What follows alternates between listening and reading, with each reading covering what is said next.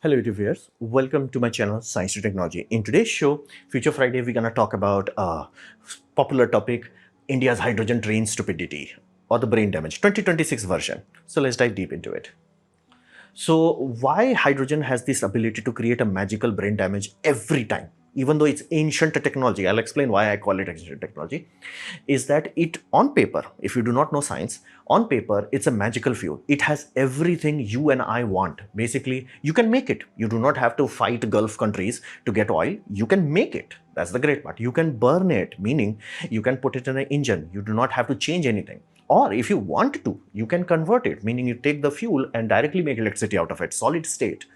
So it's perfect. And all you need is water, electricity, and voila. And you can do the reaction in backwards. For example, you have a basically electrolyzer. Some designs actually allow you to run electrolyzer backwards as a fuel cell. So it is super easy to do, and it's long-term storable. A lot of people are falling into this hula lala, where it's like, in summer we have so much surplus solar, what if we digest it all, make it into hydrogen, store the hydrogen in a tank and keep it there for winter? Can it be done? On paper, yes, it can be done. And okay, you can directly modify a petrol engine to run on hydrogen with minor modification. Technically speaking, you can do that with diesel also, but messy. It can be done. And burning, when we are talking burning, we have a bad, it's like burning carbon dioxide. No, water vapor. Actually, if you burn coal, you still get a lot of water vapor. It's CnH2O. CO2 and H2O, that's the primary byproduct of burning hydrocarbon. What if you remove the carbon from it? What if you just take naked hydrogen and you burn it? You get pure water vapor. That's why you will see ads. It's like a pipe going to a person and person is breathing, person is safe, because there is no carbon dioxide. There is no carbon monoxide. There is only water vapor. So on paper, this is why people keep falling for this ancient technology. Now let's understand the ancient technology. Henry Cavill, I know it's not Cavill, but that's how I remember it. Henry Cavendish is figured it out. He called it inflammable air in 1766. Let that sink in. 1766. Not 18, not 19, 1766. And the atomic analysis, that time he figured out like there is something. We started work on that, and a few years afterwards, Antonio Lodvis, he figured out the name that you and I use, hydrogen, that came from 1783, so to say. And by 1800, not 1800s, 1800, we figured out how to split water. Everything was happening this quickly. 1800 figured out, okay, water can split into hydrogen and oxygen. And the first fuel cell, it was liquid fuel cell. That's why it was called gas fuel cell. It was made in 1839. I have not even touched 1900s, by the way. That's why I said it's not new technology, it's ancient technology. I have read encyclopedia, Hindi encyclopedia, which had like all this data point. And again, all libraries, all good school books will have this. It's ancient. Heck, I'm pretty sure half of the chemists will be like, yeah, I know this on top of my lungs. And the proton exchange membrane, that's also ancient.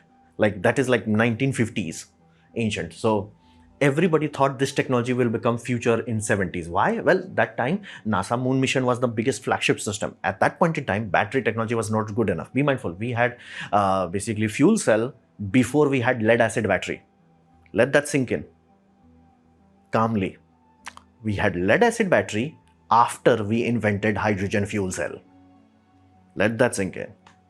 And in 1960s, late 60s, this proton exchange membrane was figured out. NASA needs to provide electrical power. Solar panel has not been sorted yet.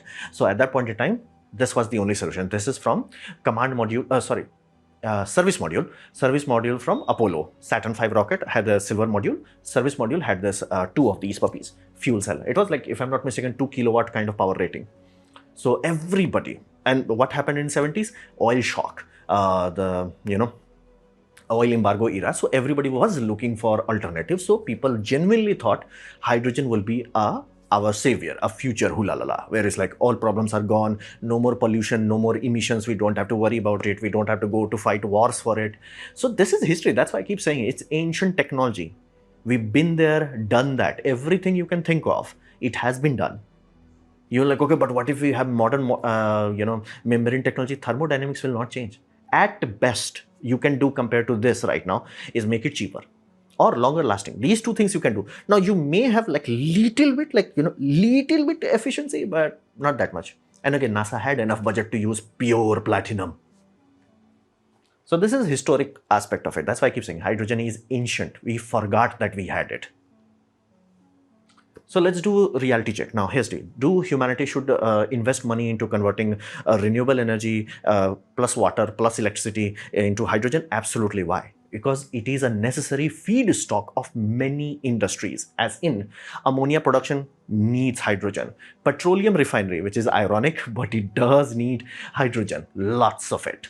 Methanol production, yeah, without it, so many industry will fold that, yeah, it's what we call critical asset.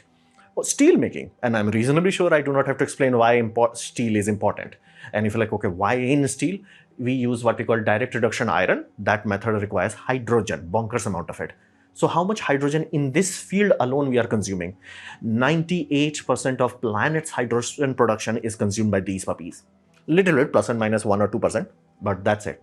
Now, again, hydrogen would be amazing if there was a well. Like you drill it, hydrogen comes out, awesome. Like as in natural gas has hydrogen, so little that it's insignificant. Yes, there is 1 or 2 places, but here's the deal. Look into any country, any big industrial country, all of them have bonkers amount of infrastructure that they do what we call methane reforming, steam methane reforming, meaning take natural gas, cook it, partially burn it, and get hydrogen out of it. And yes, the carbon dioxide is released in the atmosphere. It's not clean. So why do we do that? Well, again, that industry needs it. There is not enough source of hydrogen where it's like, psst, hydrogen coming out. Why? Well, hydrogen is very reactive compared to methane. So methane can stay trapped. Hydrogen will react. Second, hydrogen leaks. It leaks through metal lattice. Like you have a steel wall, hydrogen will be like, what if it goes through metal lattice, so to say, which we call steel metal embrittlement. Basically, if you have to deal with hydrogen and metals, yeah, it's a very short-lived item. It will crack the metal. Basically, if you are storing CNG on a tank, you can trust that puppy for years and years and decades. Hydrogen, ooh. So, hydrogen metal embrittlement. So fundamentally speaking, that's why we do not have hydrogen sources naturally. And the hydrogen, because some amount of hydrogen is generated in Earth's core, it leaks through the crust and eventually goes out of the atmosphere. And as I mean out of atmosphere, I mean space. It literally goes there. Solar wind charges it a little bit and it's like, bye, Earth's gravity cannot hold it. So fundamentally, we have to figure out how to make hydrogen. We have to do it renewably, and these industries do need to exist. For example, steel, we need it. Ammonia, we do need it. Petroleum, that you can, methanol, yeah, we need it. So fundamentally, we need to make a lot of hydrogen. That's the good part of hydrogen. Chemistry, and again, you can't change chemistry. Like you can be like, hey, I'm running Indian Railway. How can I provide power to it? You can burn coal to provide power. You can use nuclear to power it. You can use hydro dam to power it. It does not care. Chemistry does not care. Chemistry is like, I need hydrogen, meaning I need hydrogen, the end. So we have to solve hydrogen production. Great. So let's say in future you have removed all the natural gas burning to make hydrogen obsolete. That should be happening. So that's a good part. Okay, then what's the problem? Well, problem is it's worst energy carrier known to man. It's the first item in periodic table. That's why it's stupid. So fundamentally speaking, if I want to give you brain damage, I want to make sure your children starve to death, we're gonna sell you hydrogen have 120 megajoule per kg. And because most of the people are familiar with water, and again, that's why humanity created water as the base of our measurement. So 1 liter of water is 1 kg of water, almost. Now we have much more refined data point, but that's how it started. So your brain, whenever you are hearing kilograms or liters, you are generally assuming similar-ish, and generally you will be right. Even in petrol and diesel, those are lighter than water, but not by a lot. However, it breaks down the moment you are talking about hydrogen. Why? It's lighter than air. Meaning, even if I give you liquid hydrogen, somehow I give you a magical quantum physics barrier that like, you know, it's a thermos that is same thickness, same weight as a petrol tank, and I give you this, and you put it like, okay, I'm gonna fill it with liquid hydrogen. Yeah, it does not have density. First element of the periodic table. How much density it has? Yeah, if you have liquid hydrogen, magical liquid hydrogen, you're looking at 8 megajoule per liter. How much is it? Compared to petroleum products, as in diesel, gasoline, those sort of puppies, those start at 30 plus and they go up to as high as 38 megajoule. You have to waste so much energy to drop to 8 megajoule. And again, 8 megajoule is not realistic unless you are running a NASA rocket. So let's come to compressed hydrogen, which people are Toyota, Hyundai, and all of that. That puppy is 4.4 megajoule. Even if you convert 100% of 4.4 megajoule, you're still gonna have 4.4 megajoule. Divide 30%. 30 megajoule. See how low you have to make your engine efficiency in order to use that. You're like, yeah, we can't go there. That's the whole point. People have done everything on hydrogen you can think of. We have built boats, we have built trains, we have built planes. This is from Soviet Union. By the way, fighter jets were also. Somebody was smoking something good and they were trying to make a buff into hydrogen power because that would have allowed it to climb higher. They tried it and it's like, nope. So yeah, everything you can think on hydrogen, we have done that, and the outcome is always the same thing. You cannot carry enough hydrogen to justify it. Like no matter what you do, not in train, not in plane, not in ship, no matter what you do. Okay, you might be like, okay, I will not take hydrogen for anything that is portable. What about energy storage? What if I just absorb hydrogen and store summer energy for winter? Then this happens, which we call ROI, round trip efficiency. At best, and I mean optimistically, you are looking at, if you take 100 unit of energy from the grid, your wheels will get up to 87%. That's good. That's good. And again, we can make it 90. That's not that much of an issue. If I give you the same 100 kilowatt coming from the solar farm, at best you're gonna get 40 in your wheel, and that is optimistic simply because these all hydrogen systems are basically battery system, and they are basically ironically hybrid. They run on battery system, completely battery, and hydrogen just keeps recharging the battery. So regeneration is the reason why this sort of system can do 40%. If you do energy storage, raw energy storage, you're looking at 35% round trip efficiency.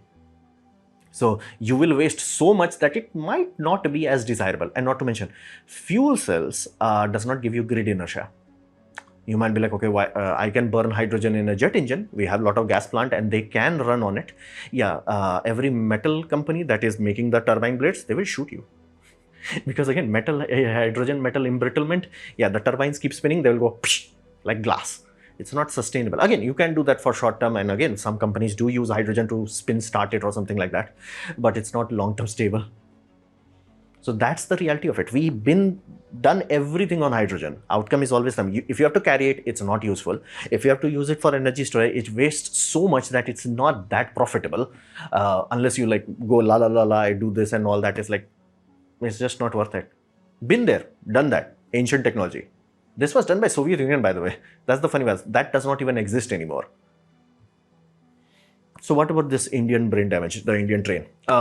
Here's the deal. India maintains a very big fleet of diesel locomotive, which again, we have to do that because we have a Jammu Kashmir, which is eyed by Pakistan and China. So we have to make sure that we have a military presence, and military understands that you have a railway network, and if it's electrified, they only have to boom the substation and the whole electric railway falls useless. So for that reason, they have to make sure they have diesel trucks, locomotives, so to say. And again, robust, powerful puppies used in Indian systems. You are starting at like 3000 horsepower. You can easily go to 4000. So that's diesel robust. We have to maintain it, and not to mention Indian Railway, even though it has like very large electrified framework, we still use it simply because what if electrical fails or overhead wire breaks? You do need a healthy supply of diesel locomotives spread out everywhere with oil storage and all that, so these can be maintained. Again, it's a backup system that we always maintain. We have to maintain it. So that's the baseline. Good. Then we have electric locomotives. These puppies are fast and these puppies are efficient, meaning the moment India switched to this, we no longer had to worry about oil shocks increasing ticket prices. And as solar grew, the more proportion of energy that railway can consume became more and more cleaner. So it's great. Backbone of Indian Railway. Like 98% of our grid is, as in like railway tracks are electrified. So that's good. And it's pro-solar. We can keep expanding it. We're good. We got this. So why use hydrogen? Well, here's the deal. This is the lie that our government told, is that we have certain lines, what we call heritage railway. As in they are toy train lines, some random locations, heritage. They are like just maintained. However, they come with a penalty. that because of their heritage, you do not want to damage the physical look of it. You do not want to put a third rail or there or electrical overhead wire. It makes sense, fine. So you're like, okay, what's the next best thing compared to overhead wire? Diesel, okay. What is next best if you don't want to maintain the scenicness? Battery system, right? We have battery locomotives and battery train system from 120 years, time tested technology. So yes, people used nickel cadmium battery for locomotives, lead acid for locomotives, and mining industry is like, bro, we have been doing it from day one. We had to do it from day one. So why not use battery? So the company says, like the government says, is like, if we do that, it will become too heavy. Battery will become too heavy and charging it will take time. Both of them are lies, because here's the deal. They are saying that you can refuel it just as same speed as a normal diesel locomotive, and which again technically is true, factually true, but it's a lie. Here's the deal. If I wanted to compare this system, which mind you just have a ginormous battery banks, there are two locomotives, two power cars, both of them have giant battery banks and giant hydrogen tanks and fuel cells. Because again, hydrogen fuel cell does not have a vector, so to say. It's like, it's a steady state device. If it gives you 200 kilowatt, it gives you 200 kilowatt. You can't make it like, 400 for sure. It's not like, Tokyo Fast and Furious is like, you can't do that. It's, even though it's a technically oxidization, it does not have the throttle capacity. So all the energy goes into the battery bank, and battery bank acts as a buffer. So when you accelerate, basically when this starts to accelerate, it drains too much power. So battery provides it. And when you decelerate, regeneration power goes into the battery system. So if they have that much battery, why can't they just make a bigger battery and just remove the hydrogen system? Technically, they can do that. But again, let's do scientifically. So they said that Heritage Railway have a lot of slopes. So they have to run very slow, very methodic. Batteries will be brutal there. Half true. Japan has that problem. They solved it. How did they solve it? They made sure every car is a power car. So, and again, India also does that for Vande Bharat Express. It's our India's premium high-speed train. That's how we do it. Is like, it's every, I think, second bogie has motors. That's how you distribute power. And here's the deal. What Japan figured out is like, they only make almost like a bus. They make an electric bus and then they just pair it as many as you need. That gives them flexibility. It's like, hey, do you need, if it's a very small route, very few people, just have one, maintain the route. If you're like, whoa, there are a lot of people there, okay, channel like 4, 5, 6 of them, and then you can go there. And once you have distributed traction, as in multiple wheels powered, you can climb any slope. Like flat out, this will be better than, even better than what we call linear induction motor. I did not even knew that distributed traction has that sort of advantage. It can be done. It's ancient. Now like, okay, that gives you the, this is world's longest hydrogen train, 10 to 22 coaches. So it is long. And again, that's why it needs a locomotion on both ends. It's not just like one locomotive done. It's very weak for that. So it's like, okay, that gives you the flexibility that you can drive anywhere, any slope, good, awesome, without having basically weight loading on per axle being exceeded. India's axle loading is 22 tons. So like, okay, that solves your weight problem, that solves your traction problem, great. But it still not solve your recharging time. Again, a lie. Batteries are chemistry soup, so to say, a sandwich. You select what you want to have it. For example, lithium iron phosphate, lithium titanate oxide, lithium manganese cobalt system, nickel manganese cobalt system. So this is from British Railway. They had the same problem. Majority of their line is electrified, same as India, same as Japan. But some of them have remote links, which they want to maintain service, but they have to burn diesel for it. And they're not making enough ticket sales to justify keep burning diesel. Fair enough. Same problem in Japan, same problem in India. So what they did is like, okay, we're going to have battery locomotives. Basically, the coach is there, battery is on bottom, and each of the bogies are powered. It's basically bus. It's electric bus. So it has a foot there. Now foot is, there are 3 rails. So one is positive, one is negative, one is negative. So the idea is it goes like this, and when it's coming, it's going like this. So they do not have to worry about polarity. So it's always right polarity, and they charge it 1 minute to 2 minutes. Like, isn't that destroy the battery life? No, it won't, because you select the right chemistry for it. For example, if you need bonkers amount of range, kilowatt hour, you're going to use nickel manganese cobalt. But if you need this sort of super duper hyper fast charging, you're going to choose lithium titanate oxide. Why? That puppy can tank 10 to almost 10 C of charge without any care. It's like, bro, I don't care. Like, I do not care. Like, it can just digest it without any issue. And again, how do they provide that much power? Because again, remote location will not have that sort of grid. They have another battery box, which is just for slow charging it. Like it absorbs energy, solar, wind, whatever have you, just slowly charges it. When train comes in, bam, 3-minute charging, not even 3 minutes, I'm pretty sure. Oh, it's active right now. It's actually in use. It's a few seconds, they charge it, done, go home. So fundamentally, if you want to do most amount of work, wasting energy on hydrogen is unwise, and it's expensive, and it's stupid. And again, when you do hydrogen system, there are only few companies that will take money, meaning it becomes a white elephant project. So companies want to get it because again, once they buy from you, you can charge whatever you want for servicing. Otherwise, they can't go to someone else. But if you had bought battery system, there are 5 to 6 companies that can provide you battery systems. So all we had to do is put a traction motor. Every alternate bogie will also work. So fundamentally, they lied, and you're like, okay, why did they? If this is that obvious, why did they? India government wants to do the same brain damage as they did it for ethanol, where it's like, okay, we're gonna force feed hydrogen to public. Public will not drink it, so we're gonna brute force it. This is the brute force number one. Create a artificial supply, and that's how say we have the technology, we have this, which again we don't, but that's how.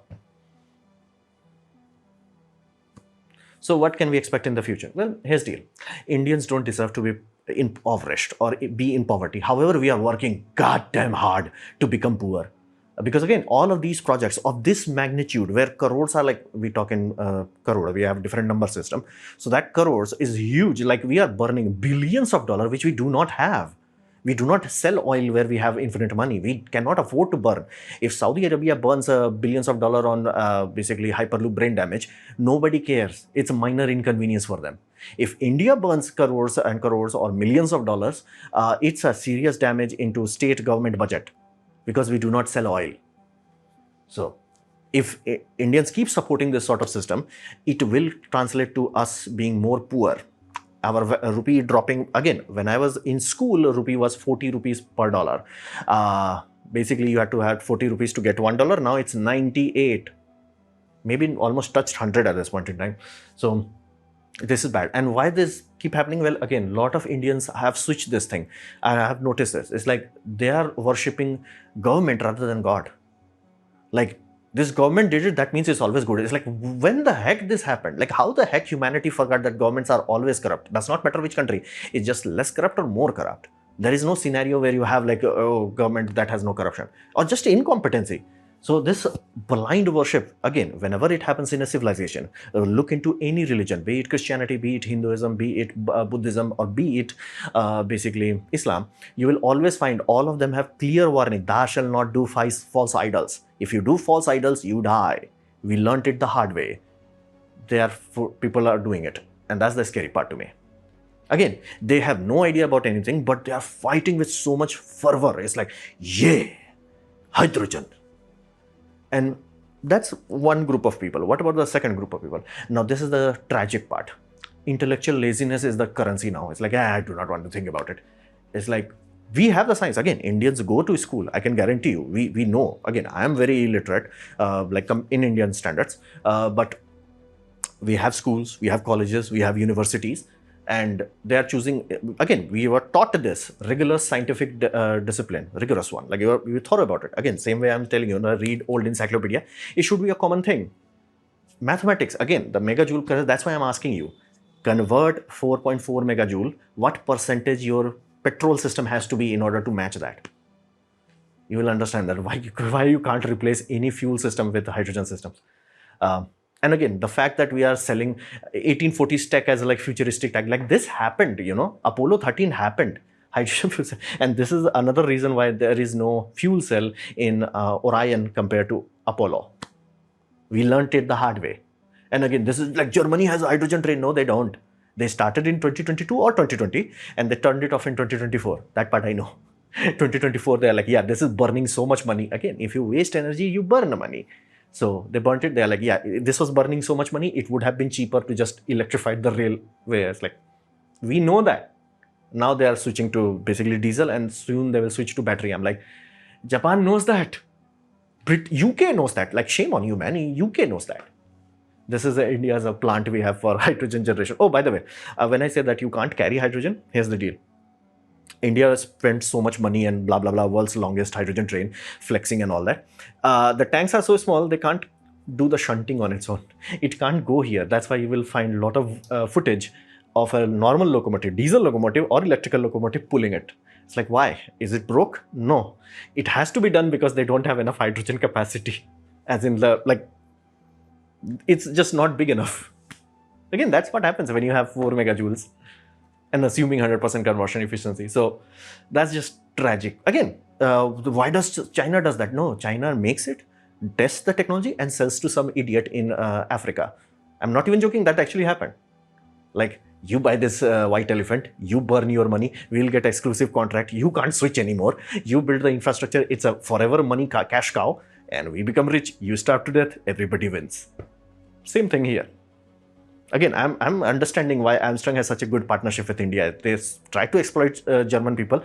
Thankfully, they had enough mathematics that in 2 years they understood, yeah, this is just setting money on fire.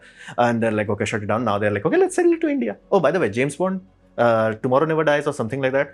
BMW Hydrogen 7, that was the official car they announced it with.